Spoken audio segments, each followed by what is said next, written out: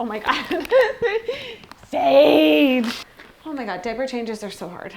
Hey everyone, welcome back to my channel. I'm Nicole, and today I'm gonna be sharing 10 must-know new mom or dad or parenting hacks that you need to try for navigating the craziness that comes with little ones, whether they are newborns, 6 months, getting into solids, or getting into toddlerhood where we are now. These are gonna be tips and tricks that you can use for all stages, and these are just ones that I've kind of compiled together that really have helped me in the past, but are helping me now, and I hope they help you as well. I'm really excited because HAP brand is sponsoring this video. I'm gonna talk more about them later in the video. Without further ado, let's get into the hacks. All right, one of the hardest things that I've come to realize is the diaper changes. The diaper changes, the clothing changes. The trick is to have a bin of random goodies. Oh my God. Sage. Look, Sage. What's this? What's in there? Yes, new things to discover. So I have random things in here that are like household things that are still safe. You're obviously supervising them while they're playing with it. So I got some like cheap pair of sunglasses, her baby monitor, my lip balm, which she loves to play with.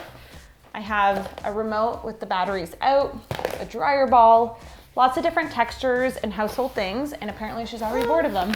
All right, and it just gives me a couple of extra seconds to actually change her diaper before she gets bored of them.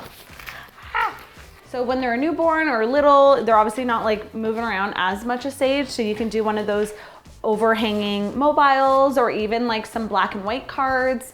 But just having a little box of some toys that they can play with during diaper changes is gonna help you a lot, trust me. Okay, pants. Pants. Easy, are these too big for you? Oh, I put 2 legs in one, oops. Oh my God, diaper changes are so hard. Always have a pre-packed diaper bag ready to go. This is the HAP brand Levy backpack in the color Dusty Rose. It's so beautiful. It also comes in an ash blue color and black if you want just to go really sleek and classic. I love that this one is a backpack because it keeps you hands-free. As a new mom with a newborn, you need all the extra hands you can get. Super lightweight, so you don't have to worry about it getting too heavy once you fill it all up with everything you need. It also has a U-shaped front zipper, which makes it really easy to getting inside and seeing everything that you need to get at. It has tons of organization and pockets so you can easily see everything. I hate those bags that you just dump everything in and everything gets lost. And when it comes to baby stuff, everything is so little and you need to know like where the medication's at, where the food stuff is at, where the diapers are if you have an explosion. I have some wipes in here. There's so many pockets here. I like honestly discover new ones every week. There's a front one, which I have her sunscreen, her arnica gel in, which this is a must now. And there's side pockets, there's back pockets. I have their memory foam changing pad here in the back, which is sold separately and super comfortable for them. For changes on the go. I'm telling you, having a pre-packed diaper bag is essential because you never know when you need to leave the house, or even if it's a planned trip, I'm telling you, the last thing on your mind is the diaper bag. You're making sure baby is ready to go, you got your stuff, and then the last thing before you're heading out the door is the diaper bag packed? So I just like to have it all ready to go. A lot of times I'll buy doubles, like the diaper cream. I will have pajamas or an outfit in here that maybe she doesn't wear all the time, or it's a little bit bigger and she's not fitting into it yet, but it would work as an extra backup clothing item. And then I also have backup food and snacks and like utensils, wipes. Everything that you need to leave the house is already in here. It gives you peace of mind. You're not gonna forget something last minute as you're rushing out the door. And when you have a little one, forgetting one thing sometimes is a huge deal because that's the thing that you're gonna need. I love these bags. The material is beautiful. They're easy to wipe clean if you have any spills or messes. They have this herringbone design. It's not only fashionable, it's functional, and it honestly just makes traveling and doing day-to-day stuff with Sage so much easier. Doggy poop bags. These are so helpful, not only if you have a dog, but also for babies. If you have a blowout, you have a poopy diaper, you don't have a garbage nearby, especially if you're at a friend's house and maybe they don't have kids or a diaper pail for you to throw in your stinky diaper into, you can just take it with you. And I know that sounds weird, but I just don't like putting it in someone's like kitchen garbage, you know, they do stink up. And so you can just take it with you if you have wet clothes or just as even a on-the-go garbage. If you have trash, you know, and you know with kids, there's always like something to throw out, some kind of mess to clean up. Just tuck them into a side corner and you have them in case you need them. And honestly, Honestly, I've used them so many times, so definitely try out this hack. It will save you. All right, my next tip is to go for stroller walks. This is something we do every single day. It's just a nice way to break up the day, get outside, get in nature, fresh air. We've been doing this since Sage was a newborn. We would take her out in a carrier, do forest walks, and I feel like it's a really nice break for parents too, because you're still with your kids, spending time doing something that's not staring at a screen. It's relaxing for both parents and little ones. The other thing that's nice too is it's good for you. So if you are looking to get more movement in your day, get outside, it's something you can do together, and I cannot recommend it enough. Honestly, she now always asks to go outside, and I think it's just a really awesome, healthy habit to introduce your little ones to.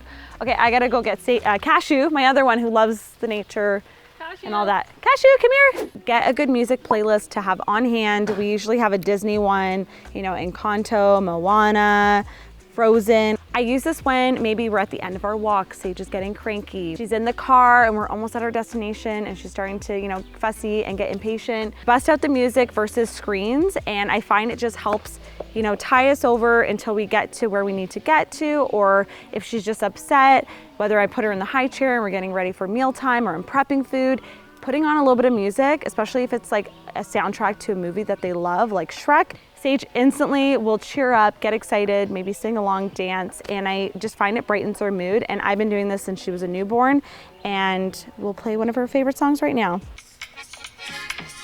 And what I'll do is I'll either put it underneath the stroller or right on top on low, and I can finish my walk in peace and quiet, and she's happy because she has something to listen to. Next tip is to meal prep, but not just any meal prep. Portion out your food into these little silicone molds. I've used these since Sage started eating solids at 6 months, and basically you just get these little frozen pucks of food that are all ready to go. And the great thing is you're not gonna overheat too much food and then waste it. So like when she was really little, I would only fill these halfway, or you can put cucumber in there. I would only fill these halfway, but now I fill them full, and like she'll usually eat like 1 to 2, depending on if it's a sauce it's adding to pasta, or if it's just like a complete food like a stew or soup. And these are great. I have 2 of them. I will link them below. They have lids. Pop them in the freezer. It minimizes having big feelings when you're trying to get dinner or meals ready. Everything is already cooked to go in the freezer. You pop it out, warm it up, and it's great too because if you know you or your partner is the main cook, then the other one can just easily have meals ready to go. So Matt knows, you know, everything that's in here is ready to go and just get warmed up. Also, if you're looking for some fun baby recipes, definitely check out the HealthNut Baby Cookbook. I'll link it down below. There are over 30 recipes in there. All the recipes that I created and fed Sage when she started eating food. So there's lots in there.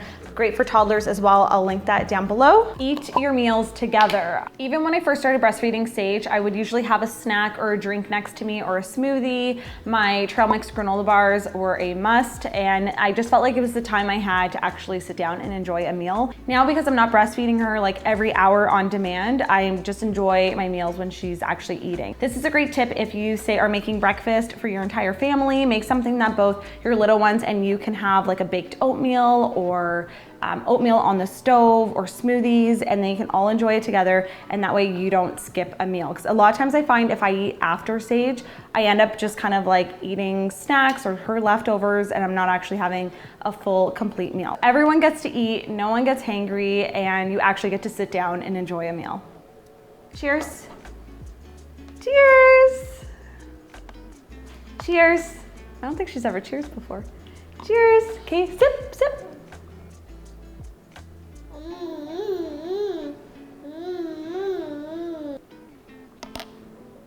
More?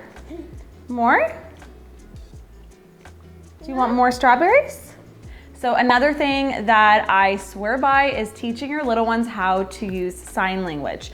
We started at 6 months, and honestly, it's not just about food, it's about playtime, asking for things before they can actually use words, being able to sign and do things like more, all done, I want food, I'm thirsty. Those are just the ones that we use. Also, I won't say it out loud, but this one, She definitely knows very well. I find teaching it around food is a great place to start because there's the incentive of if she wants more strawberries or something she really likes, like this word, she definitely picked up really quickly on those. But it also helps if like maybe they're grumpy or frustrated and they're having big feelings and they're not able to use their words yet. They can start using those hand signs to be able to communicate to you what they want. And sometimes that thing that they want, maybe they can't have, but at least you can communicate back to them. Sometimes when she's asking for the MILK word, I will say all done, there's no more. Or if she's asking for something that is in the fridge, like one of her favorite foods, which I'll put on the screen. If I don't want her to have any more because I want her to finish what's on her plate or something, or there actually isn't any more, I will say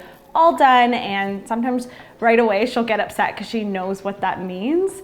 And so it's really interesting how quickly they pick up on those, and it's also just a great skill for them to learn, and it's fun to do together. Actually, I have a whole video on how I taught Sage how to sign, which I will link here. I have a blog post which I will link down below as well, just for some helpful tips while you're teaching your little ones.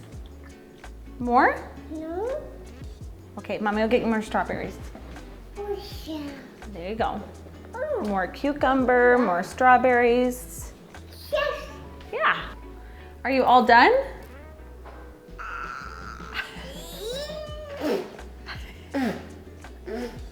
All done? All done. All done? Off. On. Off.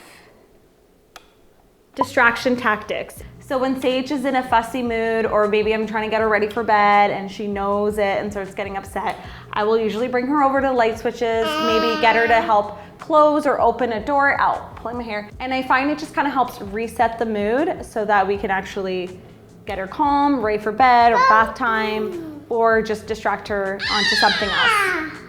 Whoa, not the thermostat. Have designated toys in the car or for travel. That way it's not the stuff that they've seen again and again inside the home. Things that are also good, like fidgety toys that are good for inside, staying in one spot, are great. Sage loves this little remote control, and so this is fun. I keep it in the car. Maybe some books that she hasn't read all the time inside. Even a mirror. I've been using one of these since Sage was little, mostly to check up on her, and now she loves staring at herself.